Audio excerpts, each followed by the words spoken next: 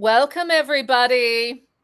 Would you rather? Does that bring you back to days in a cabin down by the lake? Does it bring you back to basements or rec rooms of yore? Or does it bring you back to last Saturday night with your friends?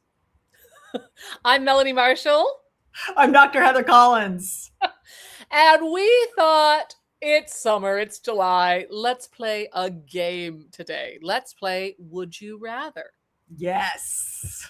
And the goal is that we're going to talk about two choices. And believe it or not, there is a point. And play along with us because it is how making these choices helps us make better ones. And it's also just fun, right? So, Heather, but I don't want to spend too long on why we're doing this, but give us a science-based container for why we're playing this game. A lot of these choices are choices that we would never actually have to make in real life. They're kind of impossible, hypothetical choices that are going to feel weird. And that's actually a good thing. It actually stimulates our brain to engage in critical thinking, and it helps us reveal a lot about our own decision making. I love that. And when we get a chance to think about these things before we are actually in the situation, we can practice it, we can adjust it, we can do better in the moment. I'm not an Olympic gymnast. I may never be an Olympic gymnast, but you know how they visualize the entire routine? That's kind of what we're going to be doing here, playing Would You Rather. It's the Olympic gymnast version of Heather and I having a little bit of fun. It's also not unlike, people used to find it very strange that I would think a lot about what I would do in the event of a zombie apocalypse. Oh, I love doing that also. Yes. So much fun. I would, wherever I was, whatever I was doing, I'd be like, okay, if the zombie apocalypse hit now, here's what would happen for me. And people will be like, but that's never going to happen. I'll be like, well, you'll be the first one to be eaten by zombies. That's the attitude. Could it have been also a little undiagnosed hypervigilant PTSD? Hard to say. A little bit. But you're not alone, Melanie. Did you know actual massive open online college courses have been taught about this? How to survive a zombie apocalypse. And it's all about interdisciplinary thinking. And that's kind of what we're going to do here today. Well, let's get down to it. And just for the record, if you need me to help you survive a zombie apocalypse, hit me up. Okay, Heather, you get the first question. What? Take the wheel, my friend. This is a very specific question for you, my dear friend. Oh, and I want to know, would you rather be stalked by a dictator or ghosted by a dictator? Ooh, boy, that was a tough one right out of the gate. It was. It's a very mellow question. Ghosted. Okay. I would rather be ghosted because I am used to people trying to avoid talking to me and trying to avoid that contact. So I'm quite practiced at chasing them down. And, I believe it. The work that goes, not necessarily a dictator, but you're authoritarian sorts. But if you're being stalked by one, that usually involves this is very specific to me. It often involves an entire security apparatus.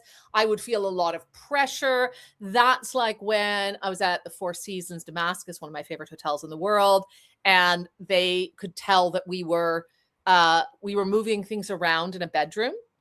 And that the way we found out our entire room was bugged is because we were doing it really quietly.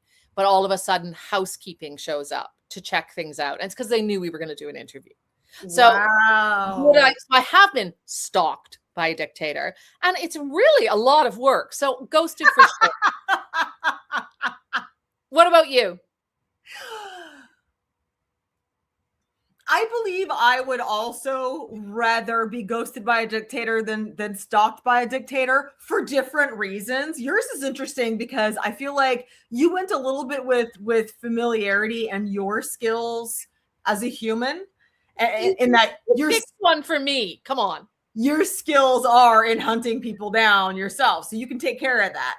And for me, I think this is actually a fear-based decision. I don't have a lot of experience with dictators or general authoritarian figures in general. And so if I had the choice, I think being stalked by a dictator or some authoritarian figure would really freak me out and really put me on edge. And so for me, I would feel less fear the other direction and being ghosted by one. Oh my gosh, this is why I love playing this game, because that would never have occurred to me, right? Like I'm like, oh, I know it seems weird that I choose ghosted because I like hate not getting told no. Okay, my next question. Would you rather have 3 seconds to make a life-changing decision or 3 months to obsess over it?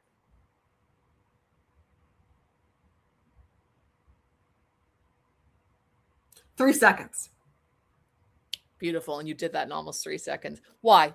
I would rather have 3 seconds because number one, I trust my brain and I know my brain can woo, woo, woo, got neurons firing off left and right, making all sorts of good connections and decisions. And that can happen really rapidly, right? A fraction of a millisecond.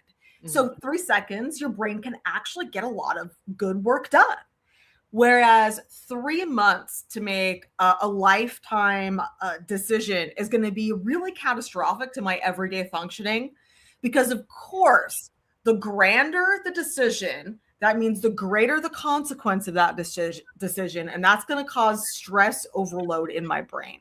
It's going to cause cortisol to go wild. It's going to cause me to perseverate over this and obsess over this every day, which means in that 3-month period, I probably wouldn't get much of anything else done except for obsessing over the one decision.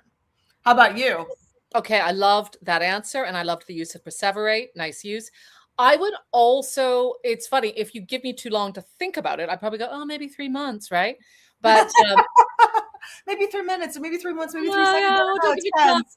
But I trust that there's actually a lot of information coming in if we're aware and available. And I've had to make decisions that I guess were life-changing, right? Because they're life-saving.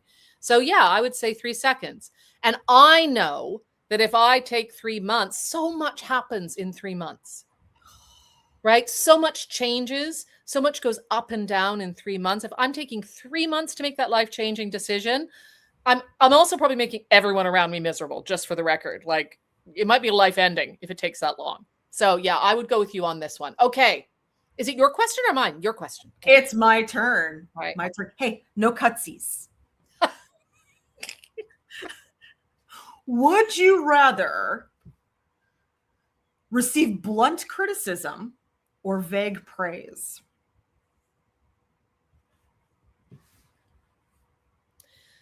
I'm a surprisingly sensitive character.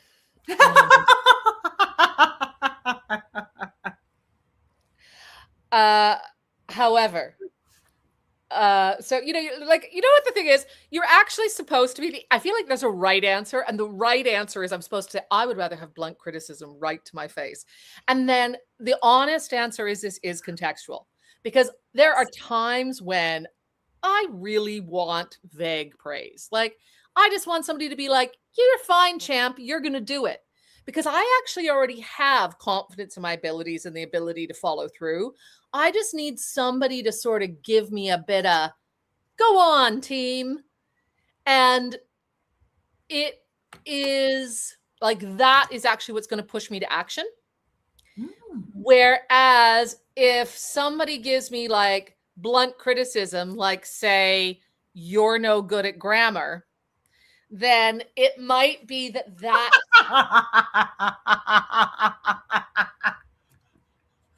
it might be that's what stops me from moving. So for me, it's a question of what keeps me in motion. What keeps me in motion. And sometimes that's blunt criticism, because sometimes actually what you need is the feedback, obviously, to get going.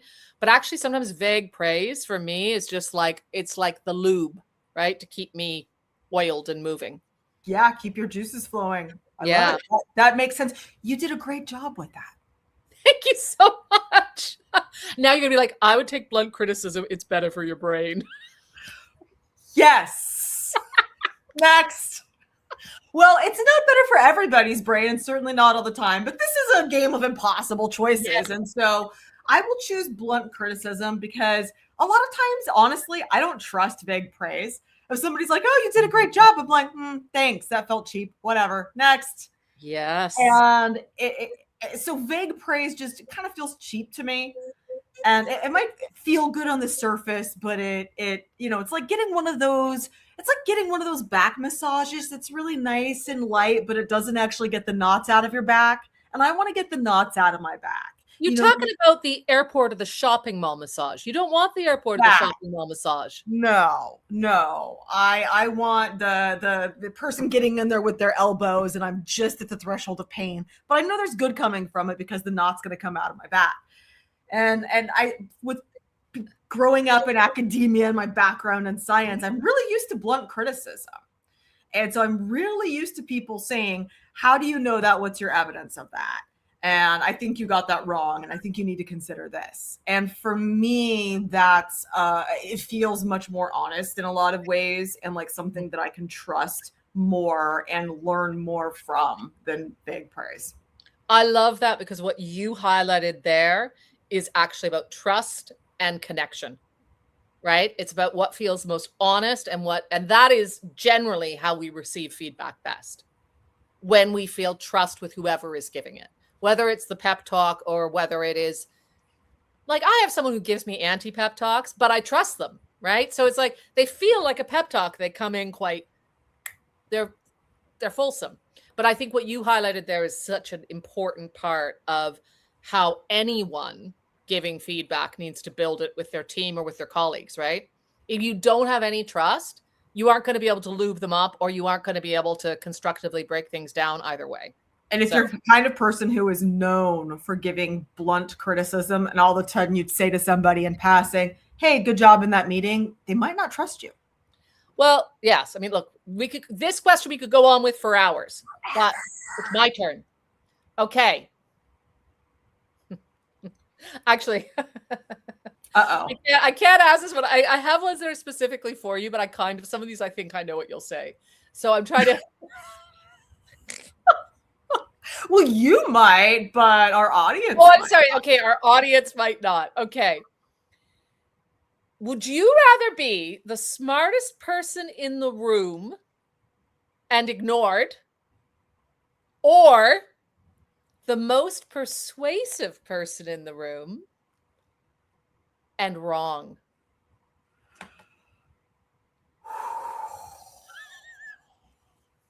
I would rather be the smartest person in the room and ignored, because I feel like that's less dangerous to whatever's happening in the room than having the loudest, most persuasive person in the room be completely wrong. Then I would be polluting an entire team or an entire organization.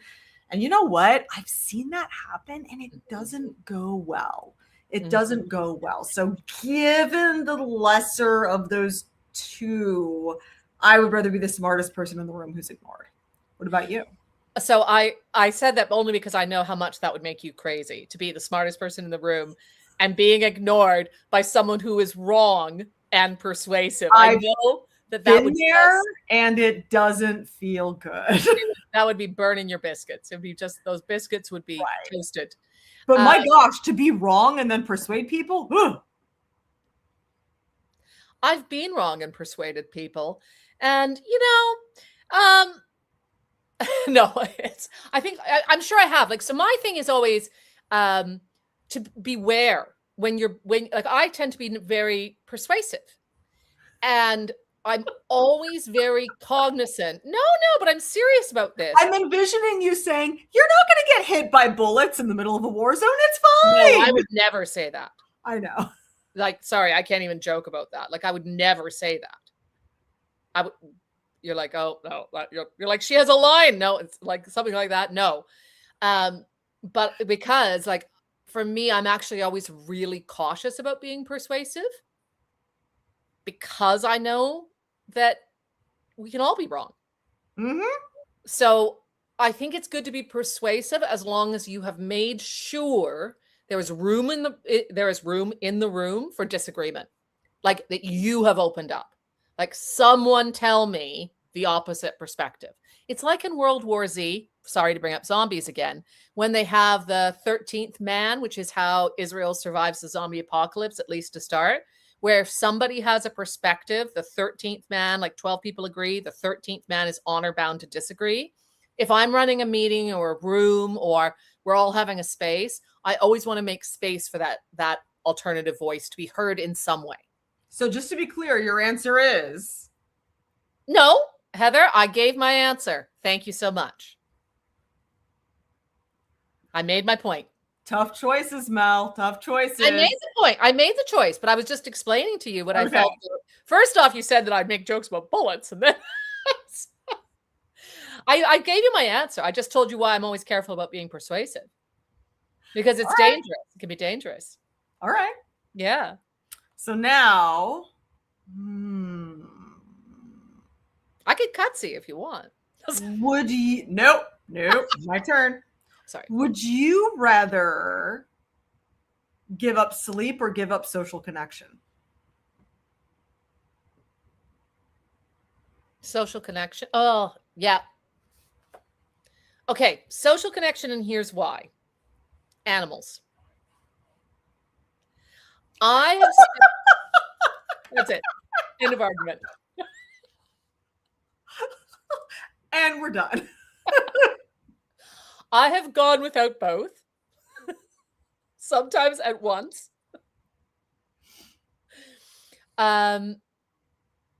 We biologically need both of those things. But I can't live without sleep. Like I will actually die.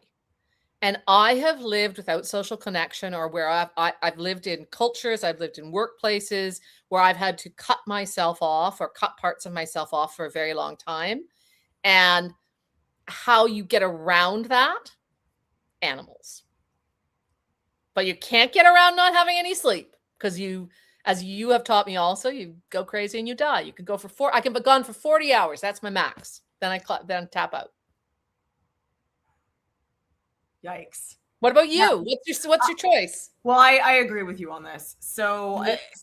As you know, sleep is very important to both of us. We do biologically need both. However, the biological need for sleep is significantly greater than your biological need for social connection.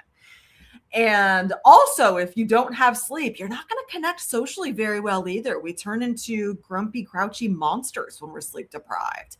And the research shows, for example, going a night without sleep yields cognitive impacts that are similar to drunk driving.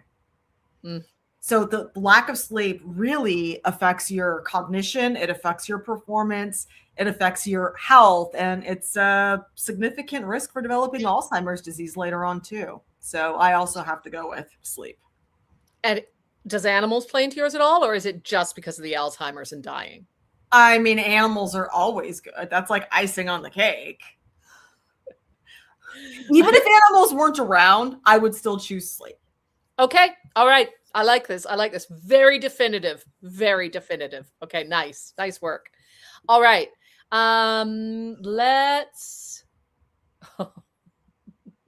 All right. Choose a number. 7. Well, okay, maybe too definitive. Actually, no. Oh, number 7. Okay. Would you rather work for a brilliant pessimist or an incompetent optimist? Incompetent optimist. Okay. Tell me why. Because largely, incompetence can be mitigated by surrounding that person with competent individuals who can kind of remediate that situation. And sometimes competence can be taught too through the gaining and learning of different skills, different attributes, different ways of doing things. However, disposition and outlook on life usually is very, very, very difficult to change. So if we're talking about one of the most difficult things in life, behavior and outlook change is certainly one of them. And I would just rather be around an optimist who always sees that there's a possibility there, as opposed to a pessimist who shuts everything down and sees nothing but doom and gloom. Because being around a pessimist means that everybody else is going to be stressed out and have negative mental health consequences just from working around that person. How about you, my friend? 10 out of 10. No notes. Absolutely agree. Listen, I love a brilliant curmudgeon as much as the next person. I really do. I've known so many. However, especially if I'm working for them, that person sets the culture. And you can do a lot around competence, but you can't do a lot around culture, right? And that sort of everything is not going to work out. It's all going to be crap. It's very hard to push against that. So yeah, totally agree. Okay. I love you chose optimism. Okay. Would you rather lose access to your phone for a day or lose access to your memory for a week?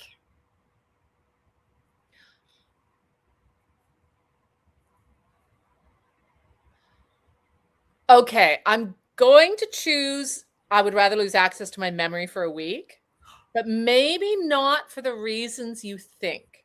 Ooh, I'm intrigued. I've lost access to my phone for a day, right? You survive.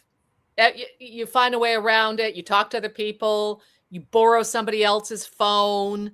There are ways to get around it. Phone signals don't work in a lot of disasters or a lot of places or rural Wales. I've never experienced what it's like to not have my memory. And I wonder what the world would be like. I wonder what I would be like if I didn't have my memory for a week.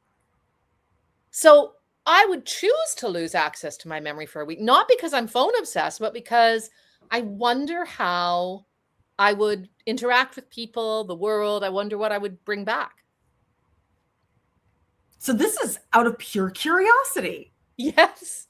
I'm fascinated by this. What an interesting answer. I love it.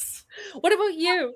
Well, perhaps predictably, I would rather lose access to my phone for more than just a day than to lose access to my memory. And that's simply because I understand the absolute integral role that our memory systems play in everything we do from morning till night of every day. From what you're going to decide to eat to breakfast to what you're going to say in a meeting with somebody to planning your future from your plans to next week to what vacation you're going to take next year to where you want to be in 5 years. And so because I'm so intimately acquainted with how memory seeps into every single aspect of our existence, including, by the way, our sense of self and who we are, the idea of being without that and the case studies I've seen from memory patients make me want to basically avoid that scenario at all costs. Well, I'll be your guinea pig, baby. Perfect. I'll be your capybara. I love it. Okay. I'm loving this game so much. This may go on forever. People are like, we're out. No, but come on, people. You got to. Oh, they're all playing at home with us. They're all playing at home. All right. Here's another one. Would you rather have to explain your worst decision publicly once a year or relive it privately once a month? Publicly once a year, hands down. And that's because reliving it privately once a month just sounds so painful that I would rather reduce that pain by doing it publicly once a year. And now that we're in this age of everybody posting everything on social media anyway, it seems like a lot of people are putting a lot of embarrassing things out there publicly and not a lot of consequences happen from it. So that's why I would rather do that once a year. What about you? I think the same thing. I know the price of regret. I know the price of kind of punishing yourself for those mistakes you've made. I was laughing with someone about how like we do all remember, like, you know, I remember the time we missed the top of the 6 once during Hurricane Katrina. And like, if I was to say top of the six, Hurricane Katrina to my work dad Cookie, he would probably like immediately like go back in time to that. Like, it's not that that was the worst mistake ever, but he would remember that. But like, I know what it is to kind of remember your regrets and to beat yourself up over things. And it wastes so much time in life. And I do think actually there is a value to reliving and retelling the stories of the mistakes we've made, the decisions we've got wrong as we go through life, because we change, we grow. We're not the same. I'm not the same person I was when I, let's be frank, failed at starting a company straight out of university. I'm not the same person. So I don't see it the same way. And the lessons I would tell myself or tell someone else are different. So I'd rather do it publicly.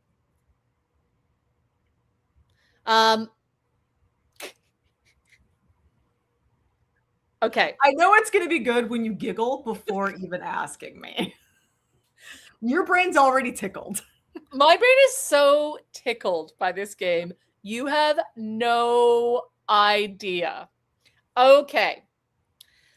Would you rather lose the ability to lie or lose the ability to detect a lie? I'd rather lose the ability to lie. Because I feel like, cognitively speaking, the ability to detect a lie is going to be more protective of yourself than the ability to lie. And I'm one of those people that has a very difficult time lying anyway. I have a very difficult time trying to intentionally do something wrong and get away with it, which includes lying. So for me, that's not that big of a loss since I'm not great at it anyway. I've never been somebody who tries to use lying to strategically get ahead in life. I know that that's just going to backfire for me. However, being able to detect somebody else lying could protect me professionally and personally, as well as protect others that I'm around. How about you? Okay, I just want to highlight what you said there, because I think that is the line that I would take as well.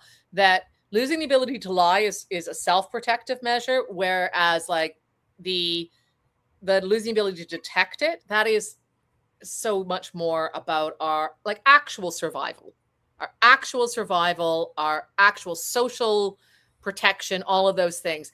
I'm horrible. They used to call me Supergrass when I was a kid, because my parents would come Supergrass? Supergrass. Okay. My parents would come to me. Oh, do you not know what that means? It's No. a term for, it's like a UK Canadian term for an informant. Oh, well, that's a fun nickname to have as a child. If my parents had been out and they wanted to know if rules had been broken, they would come and ask me, because if you ask me a direct question, I cannot lie. But I love what you said there, right? It's like, well, do I need to do it? Is this something that serves me anyway? Is this how I want to be in the world? No. I do think that if I'm being honest, are there times I have lied my way through a checkpoint or through various situations? Yes. Yep. For survival. But would I rather lose? Like, I would rather know. I like to know. So I totally agree with you. Yeah, I think it's a survival thing. Okay. Woo! Okay. Good one. Good one. Getting juicy. Up Getting our brain juices going. Would you rather lose the ability to daydream or lose the ability to focus deeply? You monster. Did you hold on to this one and wait just for me?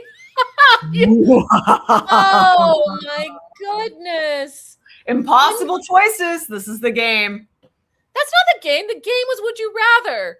I feel like now I'm gonna be like, would you rather? I'm gonna be like, would you rather? I'm gonna make up meaner questions now. Do you want to take a pass on this one? No, I'm not gonna take a pass because I am playing the game.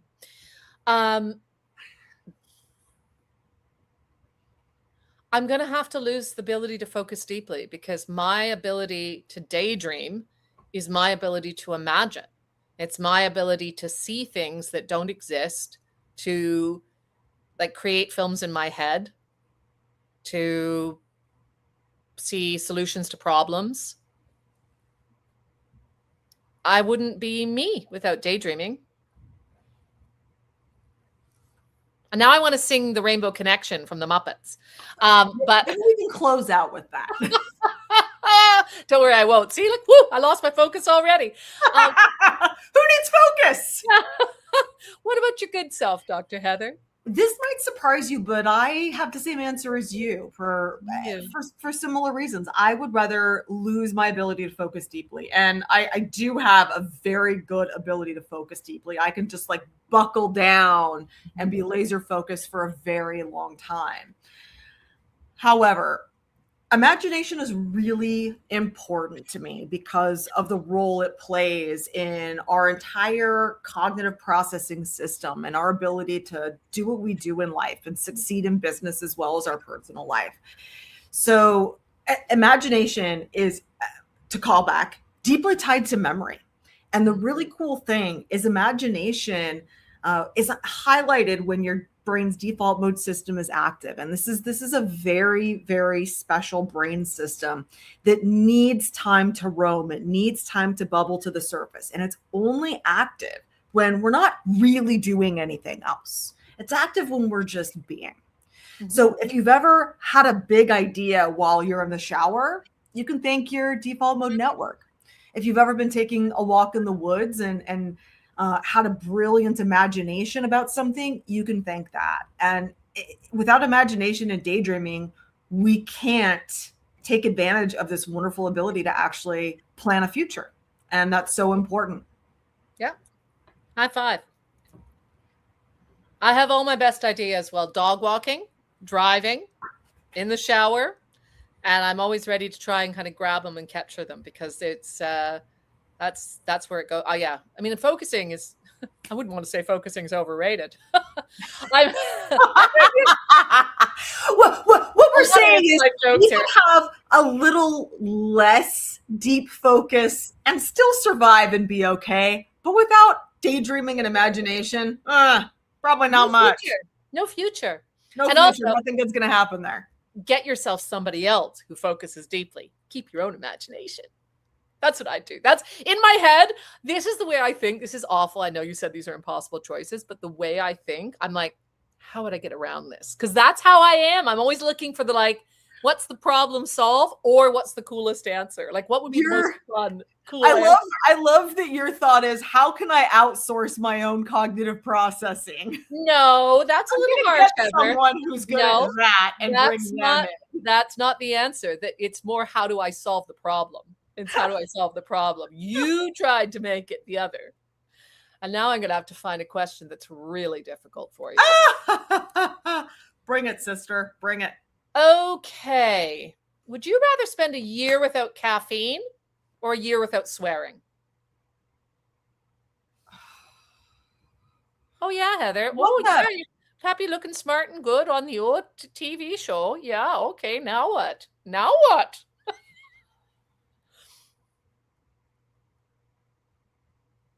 I guess a year without swearing. Heather. I really like both. I really like caffeine and I really enjoy swearing. Sometimes it's just such a stress relief to drop, but also every morning I really look forward to my cup of tea followed by my cup of coffee. Yeah. Yeah. So I guess I would have to choose swearing. And my problem solving for this, Melanie, is that I would get around by creating my own swear words that weren't swear words, but had the same phonetic characteristics of swear words. Like in The Good Place? Like you were in The Good Place? Exactly. Okay. I respect your game. See, now you're playing. Now you're playing like me. You're thinking around. You're thinking around the corners. Yes. High respect. Okay. What about you? No, same thing. Yeah. Same thing. Absolutely. I would, because, there's a lot of creative ways in the world. Again, creativity is something that I value deeply. And there are a lot of ways in this world to get it off your chest, whatever you're feeling. Like swearing is a release, right? Mm-hmm. And it's a way to express yourself. And there are a lot of fun ways to do that. And I could find other fun ways to do that. So yeah.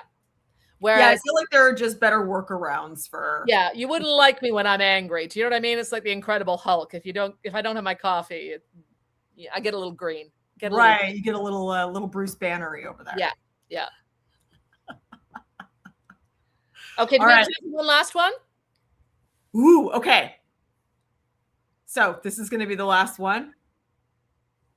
Would you rather experience stress intensely for 5 minutes a day? Oh, sorry. Or Okay. mildly all day? For me, intensely 5 minutes a day. I guess this is a bit of a cheat, but I know that if there is, like, stress is survivable, right? It is a thing that happens to us. It is going to make us feel like our heart's going to explode. It's going to make us feel scared and under threat, but it is just a thing. It is just an experience. It is just a phenomenon. And if you can kind of treat it that way, knowing it's going to come and it's going to go, then I'd be like, great, now it's gone. I'm going to move on. And I guess I've worked under a lot of extreme stress. So I'm like, well, yes, you have. So I'm like, 5 minutes a day. That's it. That's it. Fine, move on. I mean, it's not a great like, I mean, when I'm thinking of extreme stress, it's like, I don't want to. Anyway, yeah, I'm sticking with my choice. You. I'm picking the same, and I'm picking it because 5 minutes of extreme anxiety, I feel like I could probably recover from that in 30 minutes to an hour if needed. Love it. But mild stress and anxiety all day long actually becomes chronic stress, and that leads to heart disease, strokes, cancer risk, all of the bad diseases and bad things, burnout. And so sounds like we're headed to death again. We're headed to death again. So for me, I would rather deal appropriately with 5 minutes of intense anxiety than the risk of all of those side effects from chronic stress. Love it. Thank you so much. That's such a good answer. I think all your answers are great because I think you're great. And I hope that this has been, aside from a chance to bask in Heather, a chance for all of you to bask in Mel. A little basking. And everyone. The stories, the Mel stories are just gems always. There were no stories today, but I have a story for each one of those questions. I'll tell you that much.